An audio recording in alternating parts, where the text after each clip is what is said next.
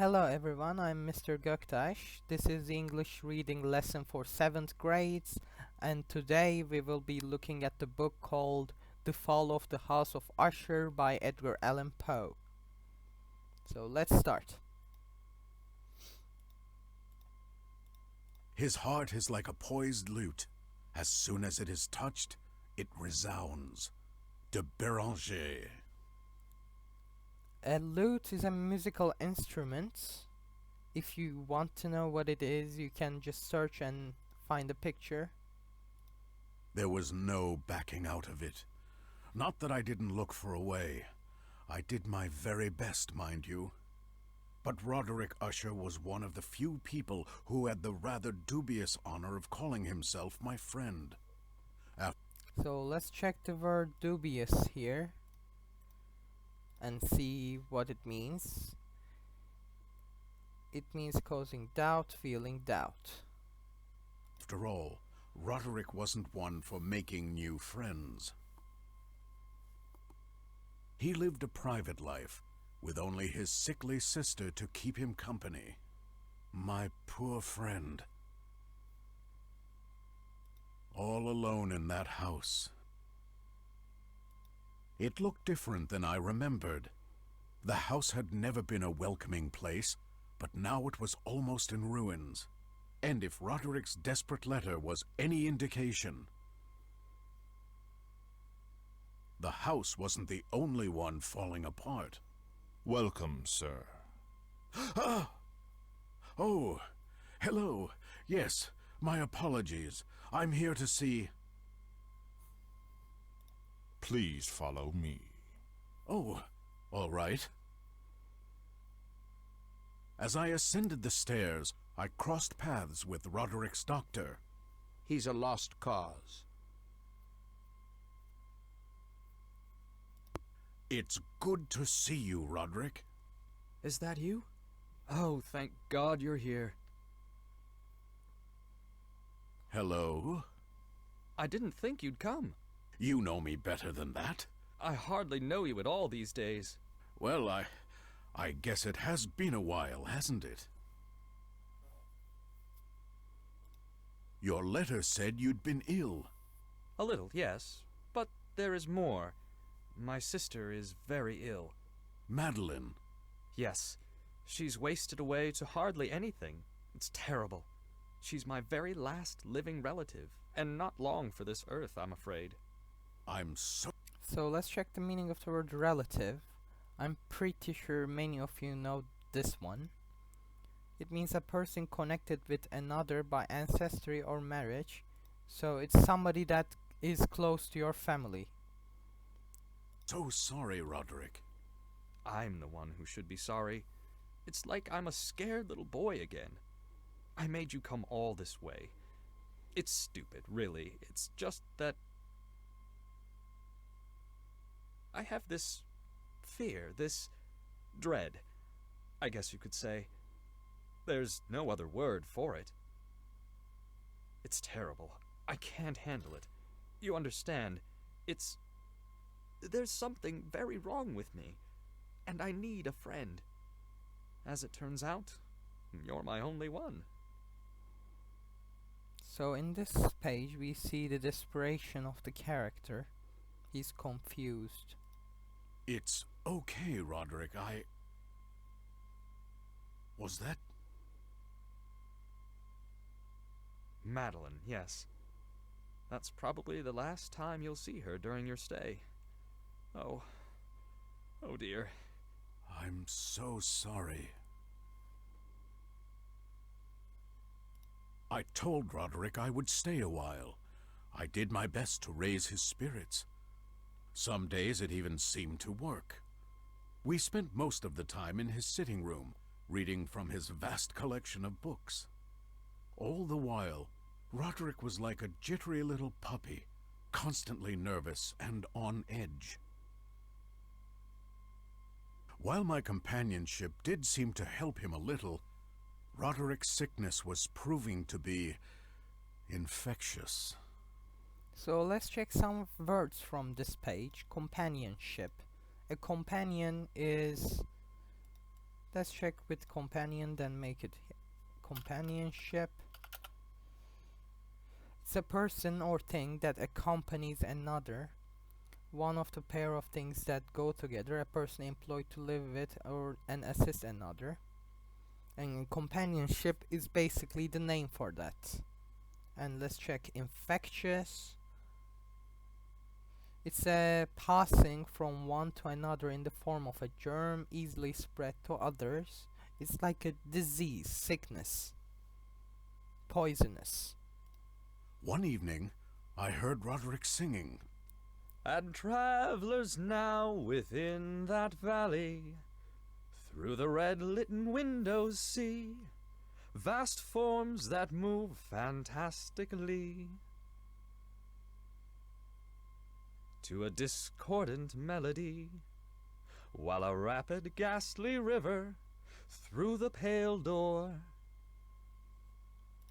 a hideous throng rush out forever, There you are. and laugh but smile no more. That was very good. It helps, you know. My, condition has made me overly sensitive. Sensitive to light, scent, and, most dramatically, noise. It's like my hearing is exceptionally magnified. I hear every little creak and squeak in this place. Everything. But the music, well, it soothes me. It blocks everything else out. So in this page we see how the music helps the character feel more alive and in control of his life. Let me ask you something. What do you think of plant life? Plant life? Well, Sometimes I think that it has sentience. That it all has free will, or maybe a plan even. plants have plans? Like the ivy on the outside walls. What is it trying to accomplish climbing slowly up the house? It must have some idea of what it's doing. Haven't you ever wondered things like that? Asked yourself those types of questions? No, I can't say that I have. That must be nice. Later that evening, as I slept, I think we should preserve the corpse for a few weeks. Otherwise, the body is just going to rot. What? Oh, I'm sorry. I didn't know you were still asleep. Madeline has died. Oh no. Roderick, I'm so sorry. I think we should entomb her, don't you? Wait, what do you mean? So let's check the word entomb here.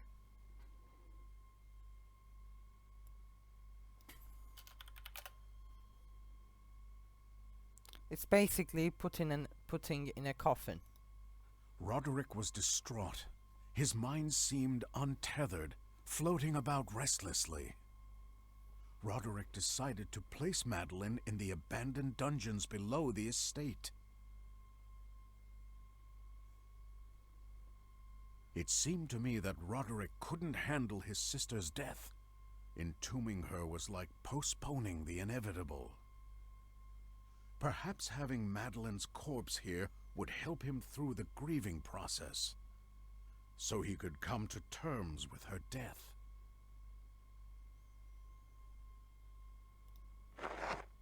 Ah!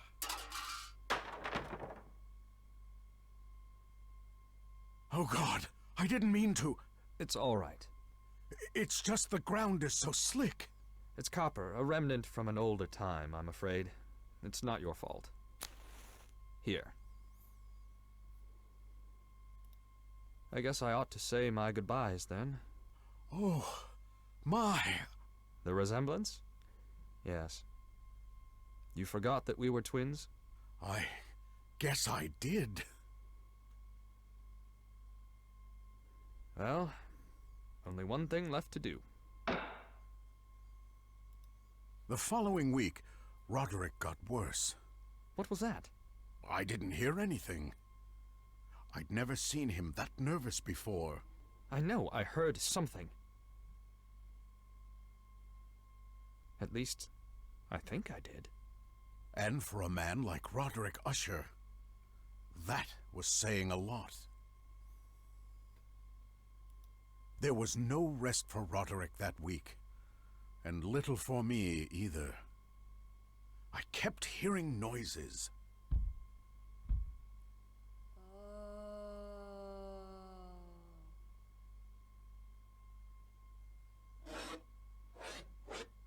That's it. I can't handle this any longer.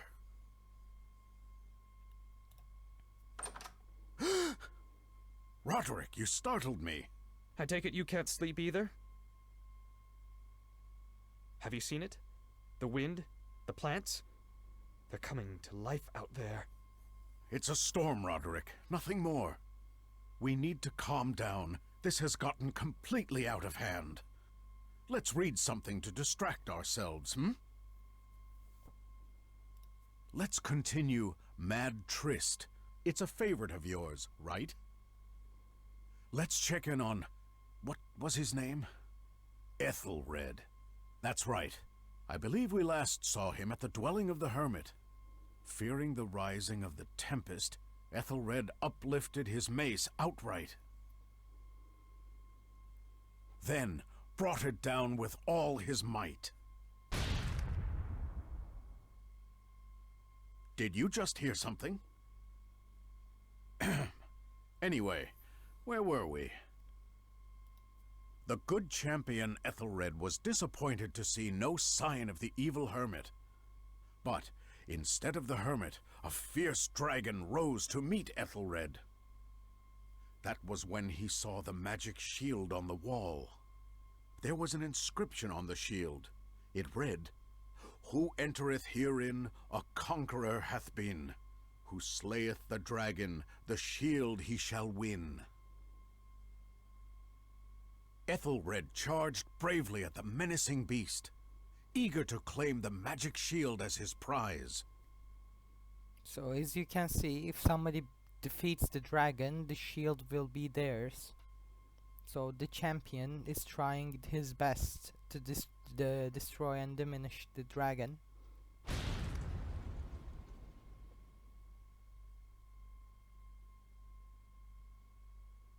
What was that? Must have been the wind. Anyway.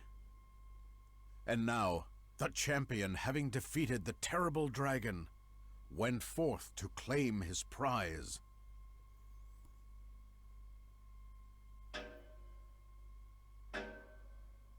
Did you hear that, Roderick?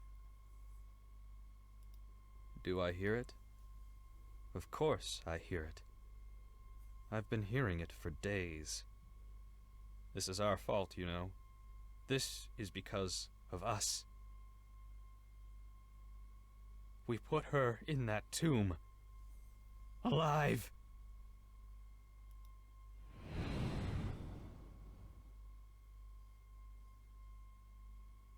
Madeline. No! Ah! Roderick! Oh my God! Is he... are they...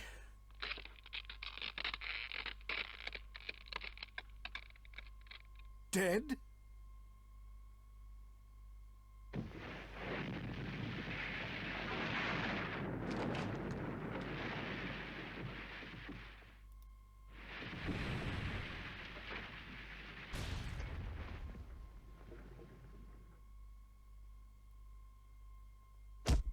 Ah! It's gone.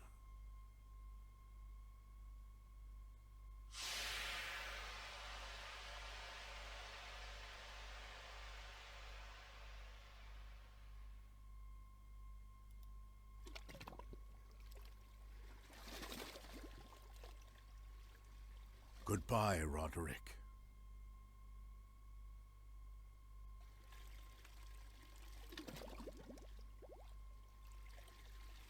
May the House of Usher rest in peace.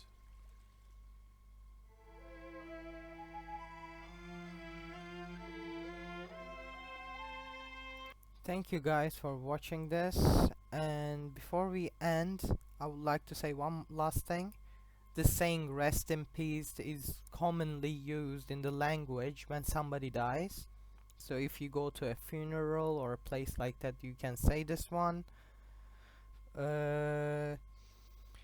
I will be sending you a Word document through WhatsApp again. I would like all of you to read it and write it into your notebooks, and when you do, I want all of you to send me a picture. Thank you again for watching, and take care of yourselves. Goodbye.